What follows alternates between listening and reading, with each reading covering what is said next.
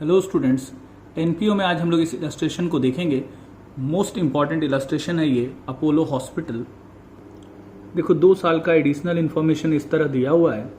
ठीक है, तो हम लोग 2 बैलेंस शीट बनाएंगे, एक 1 अप्रैल 14 का और एक 31 मार्च 15 का। देखो सबसे पहले सब्सक्रिप्शन ड्यू दिया है, यानी सब्सक्रिप्शन आउटस्टैंडिंग ओपनिंग में है 500 एंड क्लोजिंग में है 1000। हम पहले इनकम एक्सपेंडिचर बनाएं, फिर क्लोजिंग बैलेंस शीट और ओपनिंग बैलेंस शीट इधर बनाएं। और हम आपको बताए थे ओपनिंग बैलेंस शीट या तो सबसे पहले बनाइएगा, ये सबसे लास्ट में। आउटस्टैंडिंग सब्सक्रिप्शन हम लोग को ओपनिंग में दिया है 500, आउटस्टैंडिंग सब्सक्रिप्शन क्लोजिंग में दिया 1000।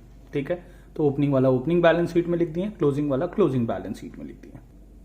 उसी तरह सब्सक्रिप्शन रिसीव्ड इन एडवांस भी ओपनिंग क्लोजिंग दिया हुआ है, ओपनिंग में 1000 एंड क्लोजिंग में 500, ये लाइबिलिटीज में जाएगा। तो ओपनिंग वाला एडवांस ओपनिंग बैलेंस शीट में लिख दिया एंड क्लोजिंग वाला एडवांस क्लोजिंग बैलेंस शीट में लिख दिए। अब रिसीट साइड देखेंगे, साल भर में सब्सक्रिप्शन मिला कितना। तो देखो मिला है सब्सक्रिप्शन 48,000, सब्सक्रिप्शंस मिला है 48,000, ये इनकम में लिखेंगे। करंट ईयर का आउटस्टैंडिंग ऐड करेंगे, प्रीवियस ईयर का आउटस्टैंडिंग माइनस करेंगे और एडवांस करंट ईयर का माइनस करेंगे और प्रीवियस ईयर का ऐड करेंगे, आएगा 49,000। ठीक है, नेक्स्ट पॉइंट दिया देखो स्टॉक ऑफ मेडिसिन। तो स्टॉक ऑफ मेडिसिन एसेट होगा, ओपनिंग में है 10,000 एंड क्लोजिंग में है 15,000। तो स्टॉक ऑफ मेडिसिन ओपनिंग में था 10,000, ओपनिंग के एसेट्स में लिख दिए और क्लोजिंग वाला stock of medicine closing balance sheet में एसेट्स में लिख दिए। अब देखो यहाँ नेक्स्ट पॉइंट में amount due to medicine suppliers दिया है। Amount due to medicine suppliers मतलब क्रेडिटर फॉर मेडिसिन। तो क्रेडिटर फॉर मेडिसिन ओपनिंग में है 8,000 एंड क्लोजिंग में है 12,000, और ये क्रेडिटर फॉर मेडिसिन जो है ये लाइबिलिटीज में जाएगा। पेमेंट फॉर मेडिसिन हम लोग को दिया है 33,000 पेमेंट साइड, इसमें करंट ईयर का क्रेडिटर 12,000 ऐड करेंगे, प्रीवियस ईयर का क्रेडिटर 8,000 माइनस करेंगे तो आएगा परचेज। यहाँ एडवांस नहीं दिया था, अगर एडवांस दिया रहता तो ओपनिंग वाला एडवांस ऐड करते हैं और क्लोजिंग वाला एडवांस माइनस करते हैं, तब निकलता परचेज। यानी क्रेडिटर और एडवांस दोनों का काम करने के बाद परचेज आता है। यहाँ एडवांस नहीं था तो क्रेडिटर का काम किए, ये परचेज निकल गया। अब ओपनिंग स्टॉक ऐड कर देंगे और क्लोजिंग स्टॉक माइनस करेंगे तो ये निकल जाएगा कंज्यूम। क्लोजिंग क्रेडिटर 12,000 था, हम गलती से 10,000 लिख दिए थे। नेक्स्ट देखो वैल्यू ऑफ इक्विपमेंट दिया है 25,000 एंड क्लोजिंग में दिया 33,000।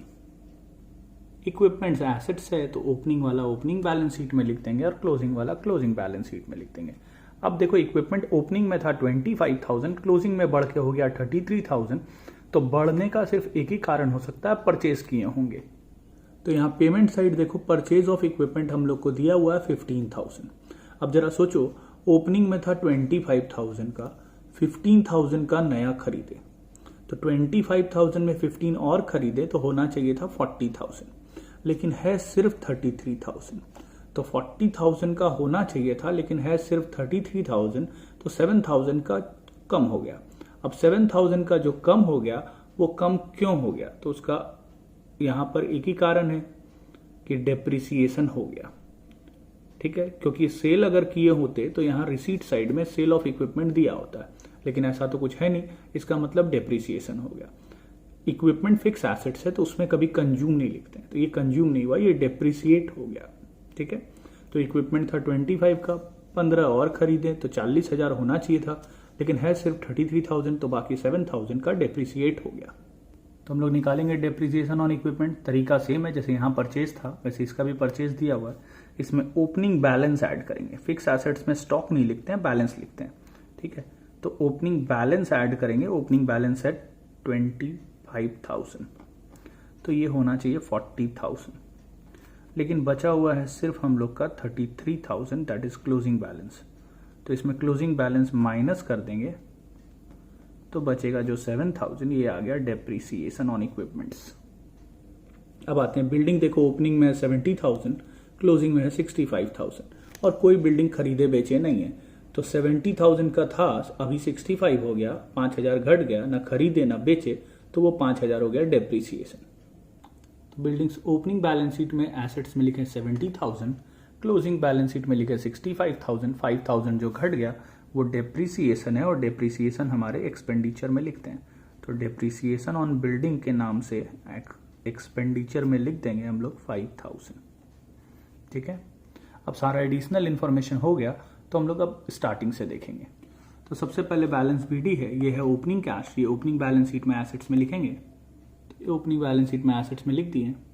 सब्सक्रिप्शन का काम हो गया। उसके बाद है डोनेशंस, तो डोनेशंस में कुछ नहीं लिखा तो ये हम लोग रेकरिंग नेचर का मानेंगे, ये इनकम में जाएगा तो ये इनकम में लिख देंगे। उसके बाद इंटरेस्ट ऑन इन्वेस्टमेंट्स मिला तो ये भी हमारा इनकम है, तो इन्वेस्टमेंट्स पे इंटरेस्ट मिला है 9000 तो ये इनकम में लिखेंगे। तो इनकम में लिख दिए इंटरेस्ट ऑन इन्वेस्टमेंट 9000, लेकिन यहाँ एक खास बात है, इन्वेस्टमेंट्स पे इंटरेस्ट मिला है 9000 लेकिन यहाँ लिख रहा है कि जो कि 9% पर एनम है फॉर द ईयर, यानी पूरे साल का इंटरेस्ट मिला 9000 जो कि 9% पर एनम है। अब देखो किसी भी चीज पे इंटरेस्ट तो तब मिलता है ना जब वो होता है, जैसे इन्वेस्टमेंट पे इंटरेस्ट मिल रहा है तो जरूरी इन्वेस्टमेंट होगा तभी ना इंटरेस्ट मिल रहा है, और अगर इन्वेस्टमेंट होगा तो वो हमारा एसेट्स है तो वो एसेट्स में जाना चाहिए, लेकिन इन्वेस्टमेंट्स कितना होगा ये नहीं दिया है, लेकिन रेट ऑफ इंटरेस्ट और इंटरेस्ट का अमाउंट दिया है, तो इससे हम लोग प्रिंसिपल अमाउंट निकाल लेंगे। देखो बचपन से हम लोग इंटरेस्ट का फॉर्मूला पढ़े हैं, PRT/100। इंटरेस्ट यहाँ आपको दिया हुआ है 9000, प्रिंसिपल अमाउंट नहीं पता है, रेट है पता 9% और टाइम दिया है 1 ईयर, पूरे साल का इंटरेस्ट है, तो ये प्रिंसिपल अमाउंट हम लोग का निकल जाएगा 1 लाख, यानी 1 लाख का इन्वेस्टमेंट्स था तो आपको इंटरेस्ट मिला 9000, उसका 9%। तो ये जो इन्वेस्टमेंट्स था ये एसेट्स में ओपनिंग बैलेंस शीट में भी लिख देंगे और ये क्लोजिंग बैलेंस शीट में भी लिख देंगे। ठीक है, ओपनिंग बैलेंस शीट और क्लोजिंग बैलेंस शीट में दोनों में लिख देंगे, क्योंकि ओपनिंग में इसलिए लिखेंगे क्योंकि ये इन्वेस्टमेंट पहले से होगा, क्योंकि पूरे साल भर का इंटरेस्ट मिल रहा है, और जो पहले से होगा वो अभी भी होगा क्योंकि सेल परचेज कुछ भी नहीं हुआ है। फिर अब प्रोसीड्स फ्रॉम चैरिटी शो, ये इनकम में लिखेंगे, और ग्रांट इन एड ये भी इनकम में लिखेंगे, तो ये दोनों इनकम में लिख दिए। अब आते हैं एक्सपेंडिचर में, तो पेमेंट साइड से देखते हैं, तो पेमेंट फॉर मेडिसिन का काम हो गया। फिर फीस टू डॉक्टर्स, यहाँ कभी कभी लिखा रहता है ऑनरेरियम, ऑनरेरियम मतलब खर्च, किसी के ऑनर में खर्च करना, तो फीस टू डॉक्टर्स हो या ऑनरेरियम टू डॉक्टर्स हो तो ये दोनों खर्च में जाएगा। ठीक है, फिर सैलरीज, ये भी खर्च है तो सैलरीज को भी एक्सपेंडिचर में लिख देंगे। इक्विपमेंट परचेज का काम हो गया, चैरिटी शो एक्सपेंसेस है ये खर्च में जाएगा, और सन्ड्री एक्सपेंसेस है ये भी खर्च में जाएगा। ठीक है, अब लास्ट में बचा क्लोजिंग कैश, तो वो क्लोजिंग बैलेंस शीट में यहाँ एसेट्स में लिख देंगे। बैलेंस शीट ही दिया हुआ है 8300। ठीक है, अब बैलेंसेस करेंगे। ओपनिंग बैलेंस शीट को बैलेंस किए तो आया 2,05,000, ये निकल गया हम लोग का कैपिटल फंड। अब हम लोग सरप्लस या डेफिसिट देखेंगे, इनकम एक्सपेंडिचर को बैलेंस करेंगे, तो सरप्लस आया हम लोग का 4800, ब्रैकेट में लिख देना excess of income over expenditure. अब बैलेंस शीट में कैपिटल फंड लिखेंगे और उसमें सरप्लस ऐड करेंगे, तो बैलेंस शीट का टोटल आया 2,22,300। ऐसा ही एक क्वेश्चन भी होगा रामकृष्ण मिशन चैरिटेबल हॉस्पिटल करके। देखो ये क्वेश्चन है Ramakrishna mission charitable hospital, almost question same है, बस यहाँ amount due to medicine suppliers नहीं दिया हुआ है, तो स्टॉक ऑफ मेडिसिन सिर्फ दिया है। तो ये जो पेमेंट साइड जो दिया हुआ है ये परचेज दिया हुआ है मेडिसिन का, वहाँ पे परचेज नहीं था, पेमेंट था, क्रेडिटर का काम किए तो परचेज निकला था। यहाँ आपको परचेज दिया हुआ है, सीधे स्टॉक का काम करेंगे तो कंज्यूम निकल जाएगा। बाकी क्वेश्चन बिल्कुल सेम है, इसको आप जरूर से बना लीजिएगा।